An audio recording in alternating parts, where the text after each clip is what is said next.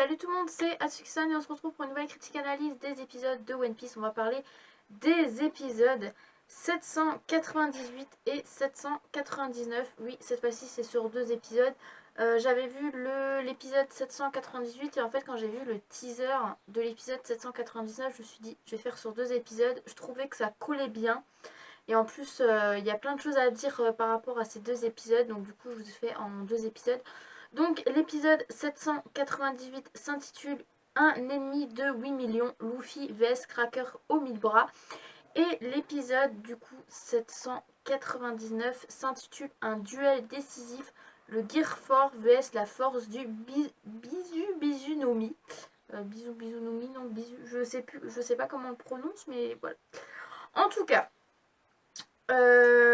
du coup, la critique analyse du dernier épisode, on avait fait tout en un.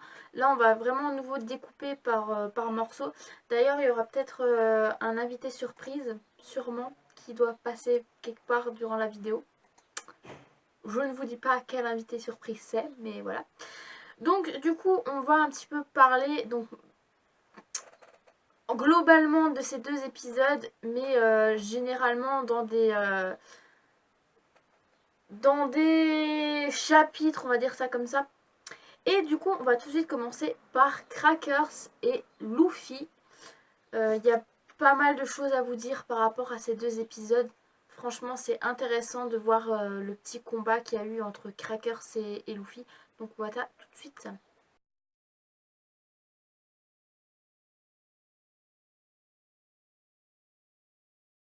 Donc, la dernière critique analyse, on avait donc vu que Crackers était apparu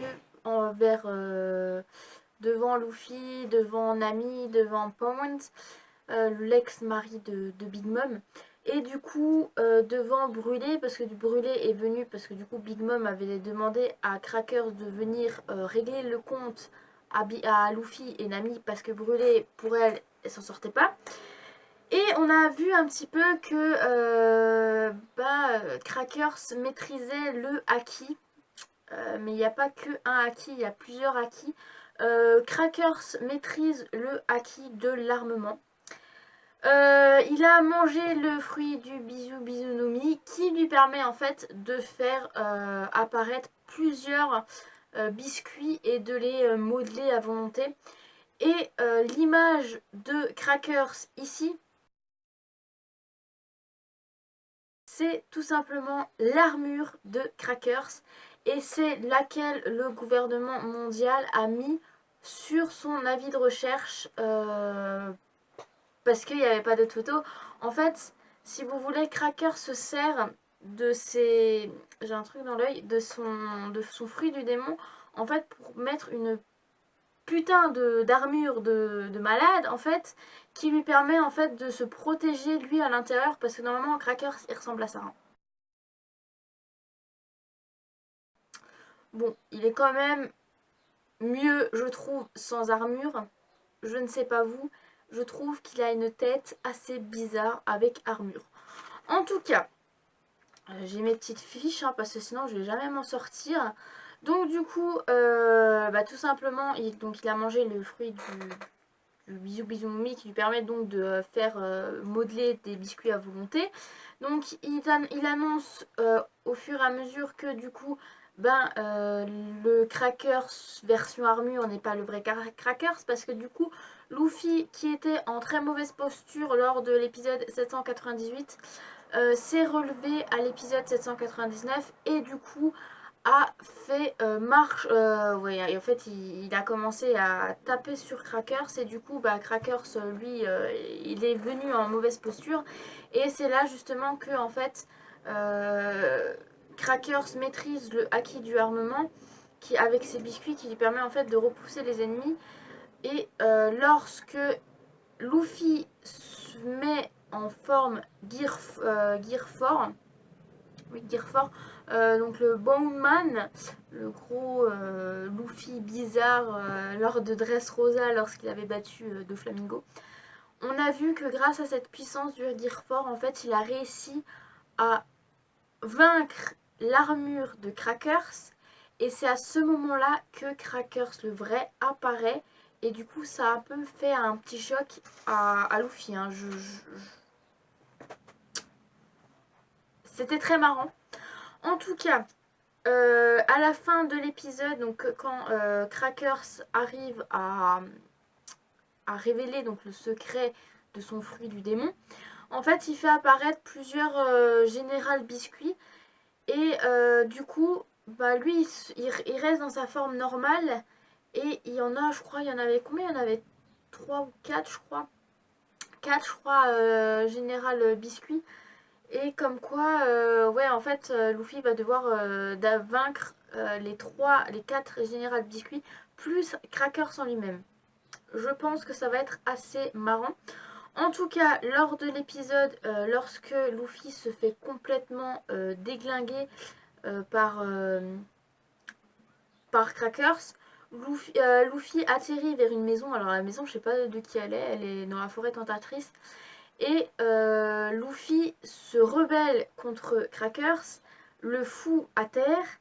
Et il y aura tous les Omis, donc vous savez, donc les Omis, c'est nouveau les arbres, les fleurs qui sont vivants grâce au pouvoir donc, de Big Mom, commencent à fuir. Cependant, il y en a un qui dit, écoutez, il ne faut pas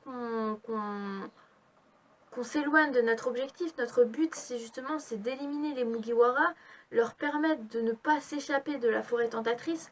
Donc du coup, ils se rassemblent tous nouveaux à côté de la maison, c'est assez marrant. Mais franchement, les fruits de cet arc, franchement, c'est délirant. Hein. Le fruit du biscuit. Vous imaginez, vous avez un fruit du biscuit et vous pouvez manger des biscuits à volonté. Bon, je préfère quand même le fruit du chocolat. Hein. Je dois l'admettre que je préfère le fruit du chocolat, mais le fruit du biscuit, c'est pas mal. Avec de la crème, vous savez, avec les marshmallows et tout dedans. Enfin bref. Donc, du coup, au début de l'épisode 798, on avait donc eu donc Luffy qui était contre Crackers et qui s'était donc complètement fait laminer, qui a d'ailleurs un petit peu fait mal aux fesses à Nami. Elle s'est dit putain, si Luffy n'arrive pas à vaincre l'un des subordonnés de Big Mom, qu'est-ce que ça va être avec Big Mom? Donc du coup Nami, elle lui dit écoute, faut vraiment que tu fuis, franchement éloigne-toi parce que Crackers l'a quand même giclé d'un côté à l'autre bout. C'est assez impressionnant. En tout cas, on a plusieurs choses par rapport donc aux fruits donc aussi de Crackers lorsqu'il est en armure. Lorsque en fait quelqu'un le tape, un de ses bras, un de ses jambes, plusieurs bras apparaissent. Donc il y a un bras qui se met en plus, une jambe qui se met en plus. En gros, ça se multiplie.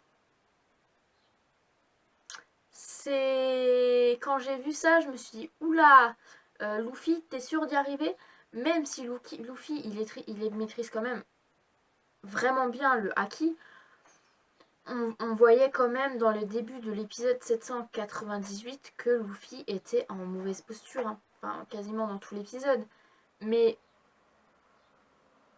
je vous laisse la surprise, je vais rien vous dire. On va passer par le deuxième point de cette critique analyse. En tout cas, par rapport à Luffy et Cracker, vous avez vu un petit peu la forme du fruit du démon de Cracker. C'est assez impressionnant de voir de voir ce genre de pouvoir. Franchement, moi, ça m'intéresserait. Comme le pouvoir de brûler, je trouve ça très, très classe, je veux dire.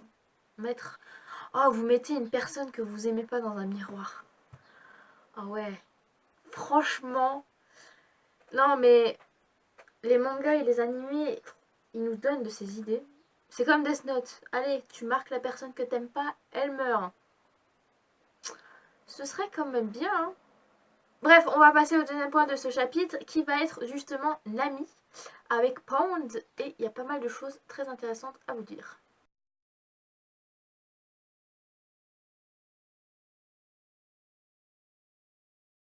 Par rapport à Nami, il y a pas mal de choses très intéressantes à vous dire. Souvenez-vous, dans l'épisode 797, je m'en sors plus avec les épisodes, les numéros d'épisodes.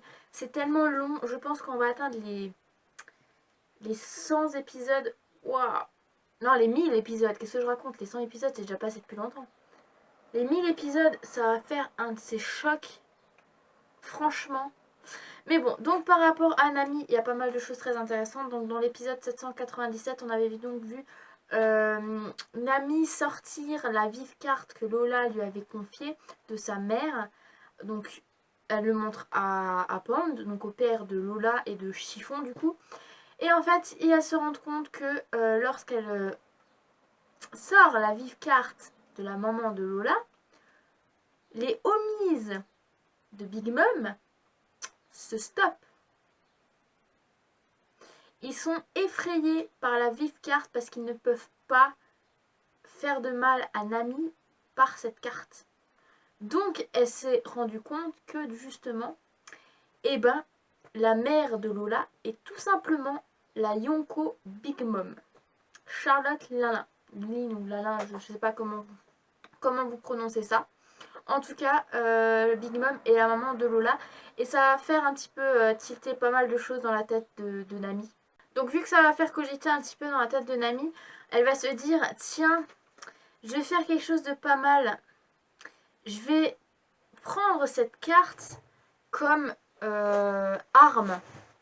Elle va se servir de cette carte pour faire des homies et même le lapin avec la grue, je crois que ça s'appelle comme ça l'animal, faire ses subordonnés, donc ses serviteurs, et aider Luffy à vaincre Crackers. C'est un bon plan quand même. On se rend compte que Nami, elle est très très intelligente, hein. On se rend pas compte, mais hein, la chatte voleuse, elle a un petit peu de pouvoir envers les autres, je trouve. Mais avant ça, dans l'épisode, donc on avait donc vu que Brûlé était toujours là, malheureusement, cette Brûlée. Et du coup, va faire part d'une nouvelle à Nami, comme quoi donc la pire génération qui doit vaincre, donc justement les Yonko. Franchement, ils s'en sortent pas très bien, parce que du coup, à part Capone BG qui lui fait partie d'une alliance avec Big Mom, donc Capone BG a fait une alliance avec Big Mom, donc lui, on sait que de toute façon, ça pose pas de problème, il n'est pas en mauvaise posture envers les Yonko, il est avec Big Mom, tout va bien. Cependant, tous les autres, à part U-Rouge, se sont fait laminer comme une merde. U-Rouge, lui, a réussi à rentrer dans le territoire de Big Mom. Cependant, on va retrouver Cracker sur l'un de ses bateaux et va tout simplement le laminer. Donc, à part Capone BG, franchement, ouais, la pire génération, elle n'est pas très en bonne posture, hein. On verra avec le cas de Luffy et des autres, mais pour l'instant, voilà, Brûlé a fait part de cette nouvelle donc à Nami. Ensuite, Brûlé s'est échappé et s'est mis dans un des miroirs et du coup va essayer d'attraper Nami, l'attirer dans le monde des miroirs. Cependant, Nami va demander de l'aide à Pond. Pond va la sauver parce que du coup, il a rien à perdre. Brûlé lui dit ouais, t'as trahi Big Mom, t'as trahi Mama, franchement, tu vas te faire laminer. Or que Big Mom, elle lui voulait déjà le tuer, quoi. Donc, pour Pond, ça change pas grand chose parce que de toute façon, sa peau est déjà sur le wanted de Big Mom, quoi. Ensuite, grâce à Pond, donc Nami est sauvée et va justement électrocuter donc Brûlé, et Brûlé va se retrouver dans le monde donc dans son monde à elle, donc le monde des miroirs. Cependant, Pond lui dit que de toute façon elle va revenir parce que son truc c'est les miroirs, et vu que dans les miroirs il y a dans les châteaux il y a plusieurs miroirs, dans les chambres il y a plusieurs miroirs, donc forcément voilà, elle va revenir et va revenir à la charge pour combattre les autres. Donc ça c'était le point par rapport à Nami. Franchement c'était très très très intéressant. Je dois avouer que apprendre que justement la pire génération à part Capone BG ils se sont fait laminer, apprendre que justement que les homies du coup va servir de serviteur à Nami, franchement c'est quand même pas mal. Dans ces autres épisodes on a encore on a encore 3 choses à dire de très intéressant par rapport à cette critique analyse. On va poursuivre avec le monde des miroirs. C'est quelque chose de très intéressant. On va poursuivre par le monde des miroirs, donc avec Chopper et Carotte.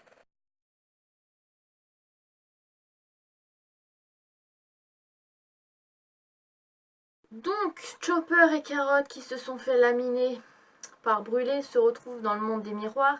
Un monde très impressionnant. Un monde rempli de miroirs. Franchement, c'est... ça va peut-être leur tourner à leur avantage. Parce que Sanji est censé être dans le... enfin, va censé aller dans le château. Et donc du coup, tous ces miroirs relient au château. Donc du coup, ça va peut-être permettre à Chopper et à Carotte de pouvoir sauver Sanji par cette manière. Moi, je sais pas ce que vous en pensez, mais en tout cas, vu le nombre de miroirs qu'il y a dans ce monde, moi je dis que ça va plutôt les avantager par rapport aux autres. Ils vont pas se... En fait, il y aura que Brûlé qui, qui va les affronter parce que du coup personne peut rentrer dans le monde des miroirs sans le consentement de Brûlé. Donc je veux dire, c'est quand même une bonne manière de s'infiltrer dans le château sans se faire prendre par justement les gardes ou les généraux et les subordonnés de Big Mom. Donc moi je pense que c'est une très bonne manière. En tout cas, on les voit les pauvres enchaînés avec une chaîne en train de regarder donc au miroir. Et peut-être que dans les prochains épisodes, on va voir les tactiques par rapport à Chopper et Carotte. Mais en tout cas, ce monde des miroirs est très, très intéressant parce que je pense que ça va beaucoup tourner à leur avantage dans les prochains épisodes. Je ne sais pas vous, mais moi, je pense très honnêtement que ça va bien leur servir.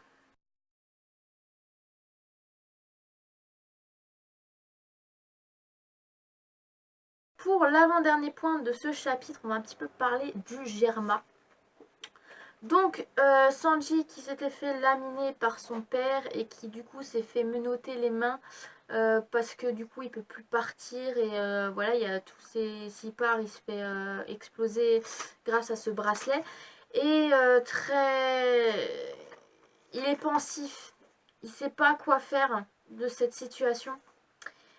Et Reiju qui intervient et qui dit écoute, faut que tu te couches, demain il y a Niji et Ichiji qui arrivent, on va aller au château, rencontrer Big Mom, rencontrer ta future fiancée, faut vraiment que tu te reposes. Sanji qui lui en a rien à foutre, lui tout ce qu'il pense c'est justement, c'est en entendant Niji et Ichiji, c'est se remémorer les souvenirs qu'ils avaient eus durant leur jeunesse, qui je dis n'a pas été très tendre envers lui. Euh, c'est quelque chose qui le fait cogiter dans sa tête. Le pauvre Sanji, franchement, il a vraiment pas de chance. Il avait vraiment pas envie d'avoir cette chose autour des bras. Ces bracelets autour des mains, pour lui, c'est horrible. Ses mains, c'est toute sa vie. C'est fait pour cuisiner pour les Mugiwara, pour son équipage. Donc, ça l'embête fortement. Je dois avouer que Reiju, elle le réconforte pas totalement, même si elle lui dit c'est voilà, c'est mon rôle de grande sœur, c'est de m'occuper de mon petit frère adoré, mais pour l'instant, les relations envers Sanji et sa famille est encore très tendues. Le teaser de la semaine prochaine s'annonce très intéressant parce que Niji et Chiji reviennent dans le territoire du Germa. Du coup, on aura le Germa au complet. Du coup, un épisode consacré au V-Smoke. Du coup, je vais être complètement aux anges. Franchement, pour ceux qui me suivent pour les critiques analyses de chapitres, vous comprenez.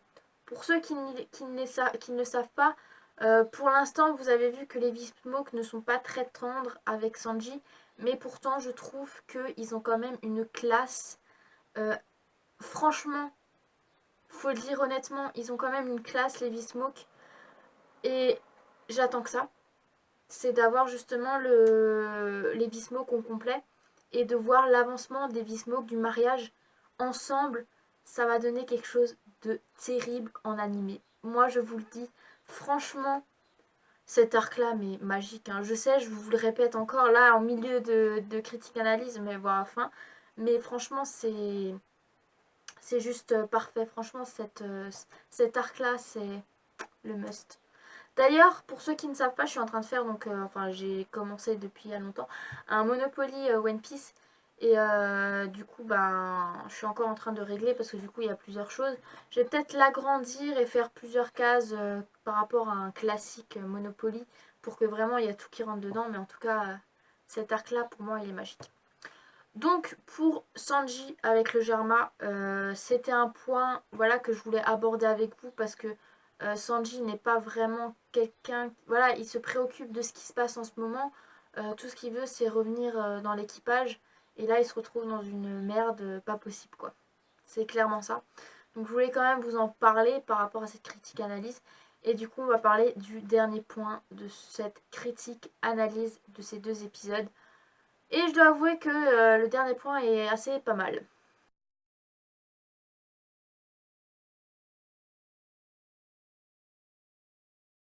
Donc, pour ce dernier point, on va parler de Brooke et de Pedro. Il fait nuit, ils veulent s'infiltrer dans le château de Big Mom.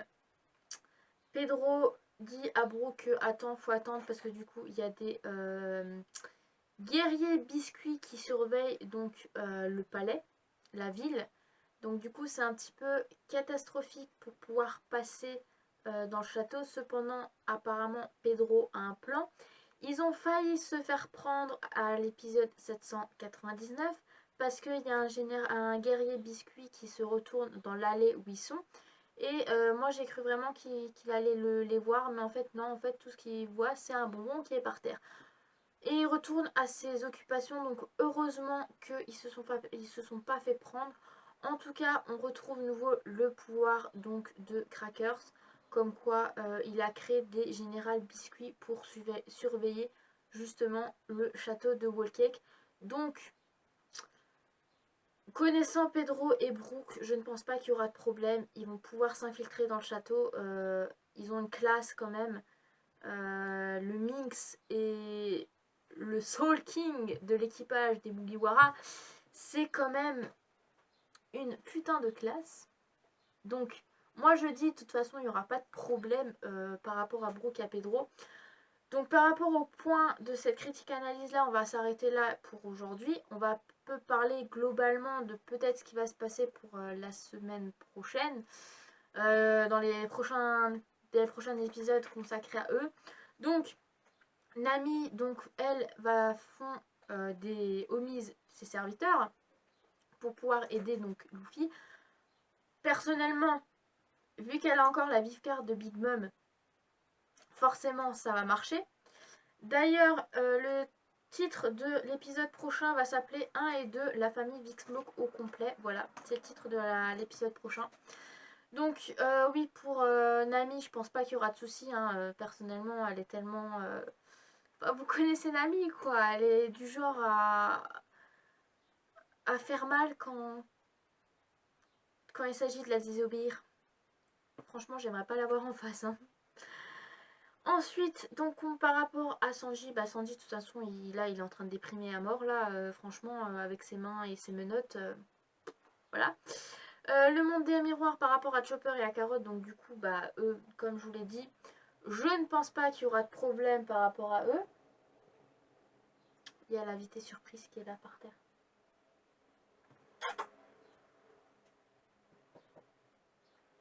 Bien? Non, ok. Elle veut pas. Bah voilà, vous la voyez derrière. Voilà. Donc du coup, ouais, donc par rapport à Carotte et à Chopper, il n'y aura pas de problème non plus. Ils vont se débrouiller comme ils peuvent donc dans le monde des miroirs. Et du coup, par rapport à Luffy et Crackers, je pense que ça va être encore un beau combat entre eux. Donc voilà un petit peu pour cette critique analyse donc, de ces deux épisodes 798 et 799 de One Piece. L'épisode prochain, c'est déjà l'épisode 800. Un chiffre rond, enfin. J'aime pas les derniers chiffres là, 99, 98. J'ai horreur de ces chiffres là. Donc du coup, dimanche prochain, donc dimanche 9, non, non, je suis pas bon. Il faut que j'ai pas changé mon calendrier. Du coup, dimanche 6 août, il y aura donc l'épisode 800 qui va arriver. J'ai vraiment trop hâte. Je ne sais pas vous. En tout cas, pour le moment, on va s'arrêter là pour cette critique analyse donc de ces 2 épisodes. J'espère qu'elle vous aura plu. N'hésitez pas à l'aimer, la partager, à vous abonner. Et dites-moi en commentaire ce que vous avez pensé de cet épisode et ce que vous pensez, ce qui va se passer pour ce qui s'est passé là aujourd'hui. Donc du coup, je vous fais de gros bisous, je vous souhaite une très bonne après-midi et je vous dis à la prochaine pour la prochaine critique analyse des épisodes de One Piece. Allez, salut mes Nakama!